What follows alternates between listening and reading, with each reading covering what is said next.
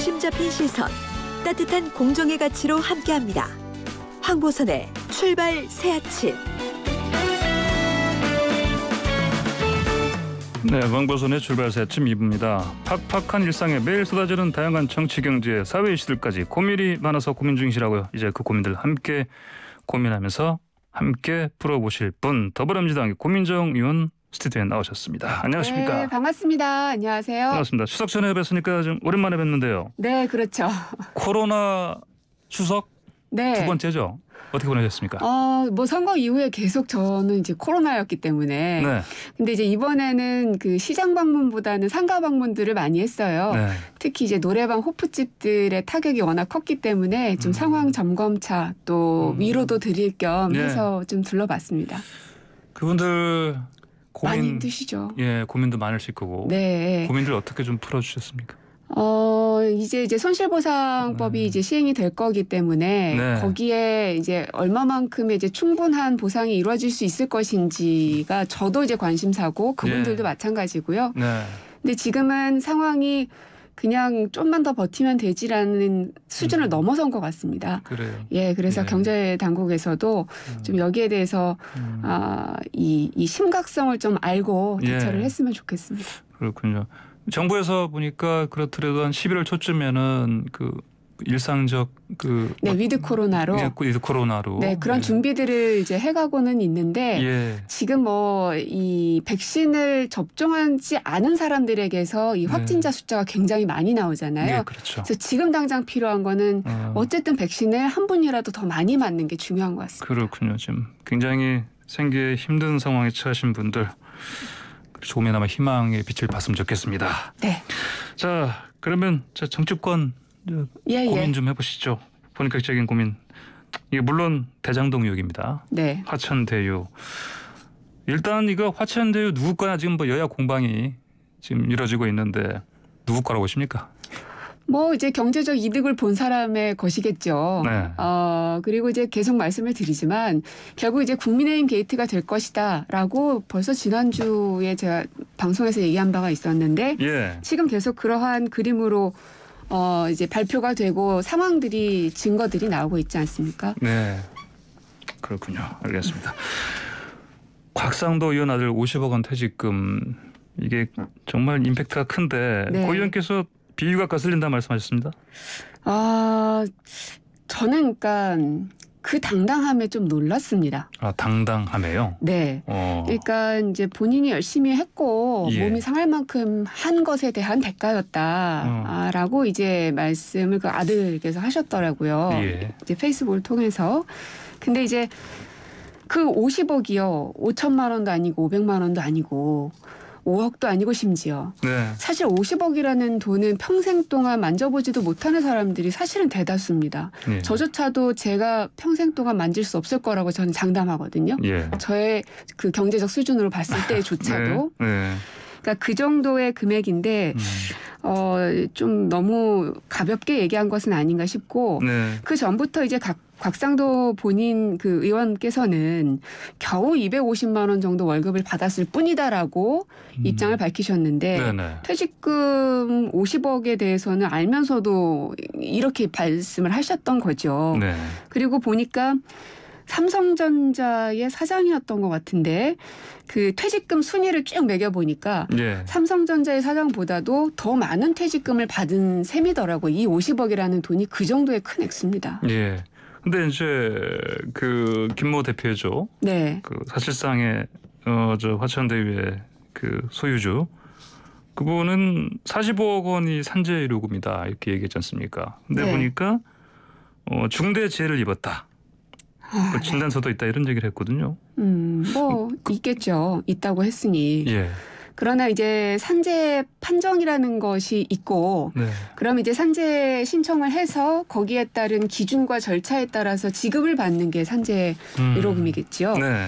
근데 제가 이제 기사들을 쭉 살펴보니까 아마 많이들 기억하실 것이 이제 삼성전자가 반도체 직원 그 피해 직원들에게 줬던 그 사건들은 다들 기억하실 겁니다만 네.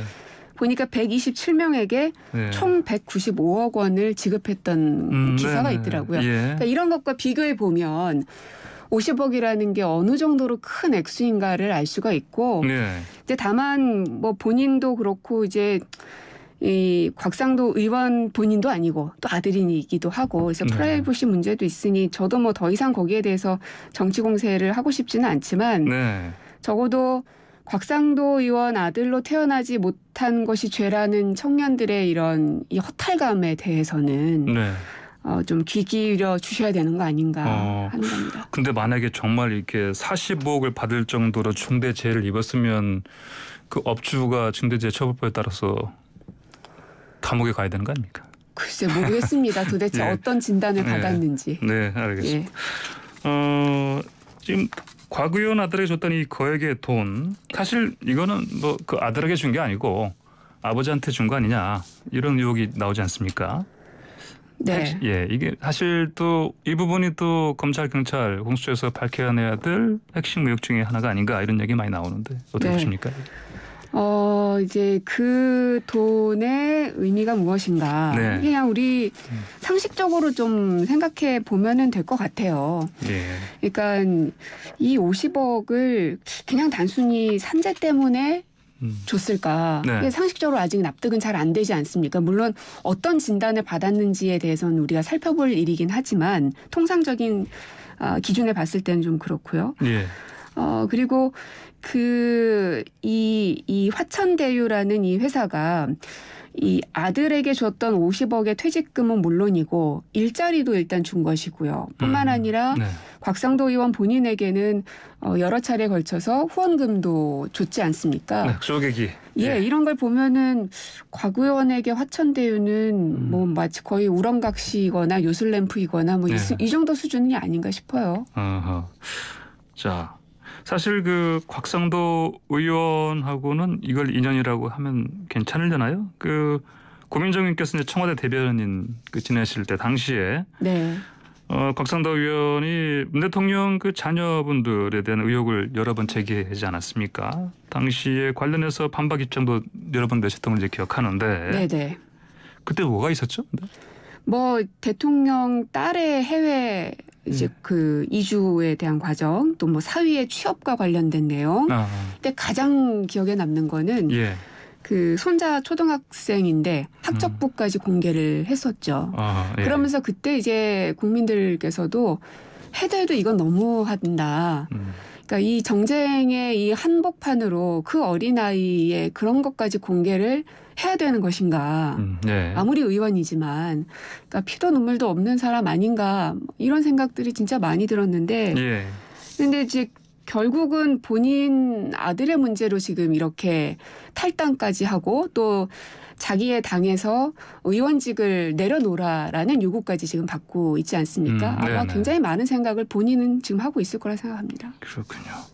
방금 말씀하신 쪼개기 후원금 의혹 있지 않습니까? 네. 이게 이제 개인이 국회의원한테 할 수 있는 최대 액수가 500만 500만 원이죠. 원이죠. 그러면은 이거를 나눠서 이제 총 2,500만 원을 후원했다는 건데, 근데 이렇게 하는 경우가 좀 왕왕 있습니까, 고 의원님 경험상? 저도 모르겠습니다. 그런 경우가 저는 없어서 예, 다른 의원님들이 뭐 이런 게 일상적으로 있는지는 잘 모르겠고 예, 다만 이제 500만 원까지는 합법적으로 받을 수 있는 후원금이긴 합니다만 네, 과연 그 관계와 정황들이 괜찮은 것인가는 우리가 따져볼 일입니다. 왜냐하면은 이게 결국은 전혀 무관한 어떤 사람이 정치인 곽상도를 키워야 되겠어 해서 준 것이 아니라 예, 아들 회사의 사장님이 주신 거잖아요. 한마디로. 네, 그러면 이게 너무너무 훌륭한 직원을 보내주셔서 감사합니다 하는 마음으로 해서 아버지에게 준 건지 이게 해명이 잘 안 되는 겁니다. 예, 예. 예. 곽상도 의원 아까 말씀하신 것처럼 이제 자진 탈당을 했습니다. 근데 이제 초선 의원 7명이 의원직도 내놔라 이런 얘기를 네네, 했고요. 그랬죠. 근데 어제 이준석 대표 저희가 인터뷰할 때 사퇴 안 하면은 국회 윤리 최소 뭐 이런 거 통해서 이제 국회 차원의 의원직 제명 가능성까지 얘기를 했거든요. 네. 근데 이거 하려면 또 저거 표결을 거쳐야 되는데 이게 제명이 사실은 거의 최초는 아니죠. 한 두 번째죠. 아마 우리 이제 국회 역사상 아마 이게 이루어질 가능성이 있을까요? 일단 첫 번째는 국민의힘 당내에서 교통 정리를 할 필요가 있다. 그러니까 윤희숙 의원 전 의원의 이제 사례가 있지 않습니까? 예. 이제 본인이 문제가 있고 이것을 객관적으로 공정하게 수사를 다 받겠다라는 의지를 밝히면서 스스로 자진해서 예. 국회의원직을 내려놨습니다. 곽 의원도 그렇지 못할 이유가 무엇인가 하는 생각도 들고 네. 거기에 대해서 국민의힘도 그런 교통정리가 좀 필요한 것이지 우리 민주당이 무엇을 어떻게 할 것인지 문제는 가장 마지막에 결정해야 될 사안인 것 같아요. 그래요. 알겠습니다. 근데 또 이 와중에 또 화천대유 고문 맡은 분 중에 박영수 전 특검이 있는데 그분의 딸도 화천대유에 근무했다. 그리고 대장동 아파트 또 분양까지 받았다. 네네. 이건 어떻게 보십니까? 이제 그것도 아마 이제 고발장이 접수된 걸로 알고 있기 때문에 예. 뭐 이제 수사가 이루어지겠죠. 근데 이제 이 박영수 전 특검에 대해서는 이제 여권 인사가 아니냐 뭐 이런 질문들도 있던데. 예. 그렇게 따지면은 윤석열 전 검찰총장은 여권 인사입니까 아닙니까? 라고 묻고 예. 싶습니다. 네. 그리고 이제 박영수 전 특검은 박근혜 대통령 당시에 임명장을 받으셨던 분이고요. 네. 그리고 또 기억하시겠지만 당시에 민주당이 아니라 국민의당에서 강하게 추천했던 인물이고 또 그때에도 황교안, 우병우와도 친분이 있는 사이인 것으로 알려지기도 했었습니다. 예. 네. 여기까지만 언급하죠. 그래요. 알겠습니다. 그리고 자 이번에 이거는 또 사실 이재명 지사 쪽을 겨냥한 또 의혹인데 이거는 그 천화동인 1호 대표 이모 씨가 자 이재명 지사의 최측근 이화영 전 의원이요. 네. 이분의 보좌관을 했었다. 네. 예, 이거가 이런 사실을 봤을 때 이 지사와 연관성이 있지 않느냐. 그러니까 특검 국정조사 받아야 한다 이런 주장이 나오는데 야권에서. 저는 예. 어떻게든 엮어보려는 그 몸부림이 참 가련하다 하는 생각이 들 정도인데 예. 현역 의원인 각상도 의원의 아들 이 사건과 예. 전 의원의 그것도 15년 전에 함께 1년 동안 일했었던 보좌관의 일과를 비교하려고 하는 것이 과연 합당한 것인가. 그러니까 너무 멀리 있는 관계에 있는 사람까지도 어떻게든 이거를 엮어보려고 하는 시도 아닌가 하는 생각이 듭니다. 근데 뭐 이 분에 대해서도 문제가 있다면 이것도 이제 밝혀져야 되겠죠. 예, 알겠습니다. 네. 자, 좀 고민의 포커스를 좀 다른 걸로 옮겨 보시죠. 어제는 네. 여야 대선 주자들 토론의 밤이었죠. 네. 뭐 연일 계속 토론이네요. 예. 이전에 고 의원님도 아나운서 출신이시니까 진행 사회 많이 해보셨을 텐데 네. 정치권 들어보시니까 토론 직접 하시는 게 좋습니까? 아니면 진행하시는 게 낫습니까? 토론이 어렵죠. 그렇습니까? 네. 왜냐하면 진행이라는 건 이제 어느 정도 이제 숙달이 되고 스킬이 생기면은 할 수 있지만 예.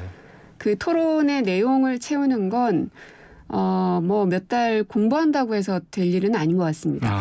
어떤 수치라든지 예. 어떤 정책에 대한 과거의 그 레토릭을 아는 거는 공부하면 할 수 있습니다. 네. 하지만 인생 철학이 분명히 묻어나는 게 이제 토론이거든요. 예. 그리고 이제 생방송이어서 그 사람의 말 한마디 한마디 그 사안에 대해서 어떤 생각을 갖고 있는지가 여실히 드러나는 게 토론이기 때문에 예. 사실 우리가 토론에서 더 봐야 되는 건 저 사람이 얼마나 정확한 수치를 기억하고 있는가 볼 것이 아니라 네. 사람에 대해서 그리고 국가에 대해서 어떤 가치관을 갖고 있는지를 판단해야 되는 게 바로 토론인 것 같습니다. 그렇군요. 어제 그러면 그 여야 토론회 보시고 소감 어떻습니까? 저는 이제 토론회를 다 보지는 못하고 이제 늘 이제 다음날 뉴스를 통해서 나오는 보도를 통해서 보고는 있습니다만 네네. 지금 굉장히 뭐 날선 공방들 그리고 서로의 좀 감정이 격화된 이런 일들도 계속 일어나고는 있죠. 예. 어제도 보니까 사실 이재명 후보 쪽으로 이낙연 전 대표하고 또 박용진 후보가 좀 몰아치던데 나중에 원팀 이거 될까요? 되도록 해야죠. 이제 민주당 깃발 아래 힘을 합쳐야 되는 건 뭐 너무나 당연한 일이라서요. 예. 그렇군요. 야당 쪽 토론회는 좀 어떻게 보셨습니까? 뭐 뭐 다들 이제 대단하신 분들이 나오시기는 했는데 네. 누가 더 잘했는가를 평가하기보다는 네. 이분은 좀 나오면 나올수록 진짜 대책이 필요하겠구나 하는 분은 있습니다. 이분이 누구예요? 윤석열 예. 후보이신데. 윤석열 후보요? 네, 예. 네.